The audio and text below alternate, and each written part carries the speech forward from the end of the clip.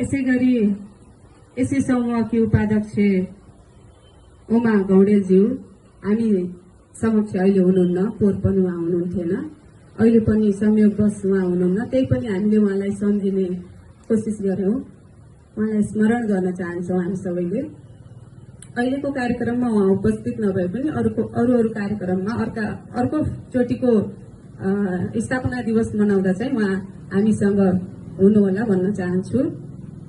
यसैगरी यसै समूहकी कोषाध्यक्ष पुष्पा थापाज्यू, यसैगरी यसै समूहकी सहसचिव पुष्पा छेत्रीज्यू लगायत सम्पूर्ण समूहका सदस्य दिदीबहिनीहरूलाई आजको यो कार्यक्रममा म न्यानो अभिवादन टक्राउन चाहन्छु।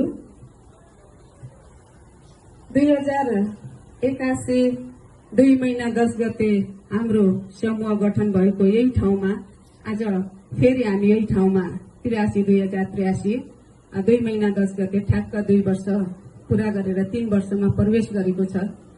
पोहोर पनि यही ठाउँमा सानो कार्यक्रम सहित हामीले स्थापना दिवस मनाएका थियौं र आज पनि सानो कार्यक्रम सहित स्थापना दिवस मनाउने जमर्को गरेका छौं।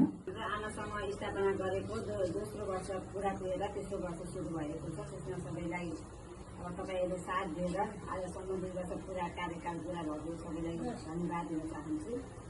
हाम्रो आमा समूह कसरी स्थापना भयो, किन स्थापना भयो भन्ने त अब तपाईहरुलाई सबैलाई थाहै छ।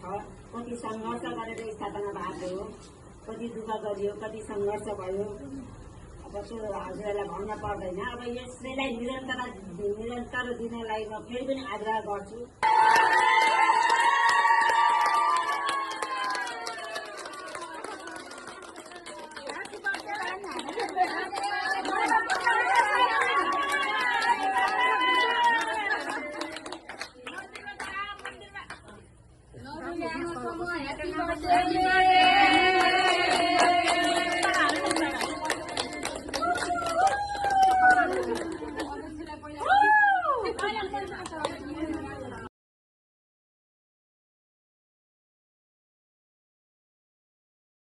Happy birthday to you.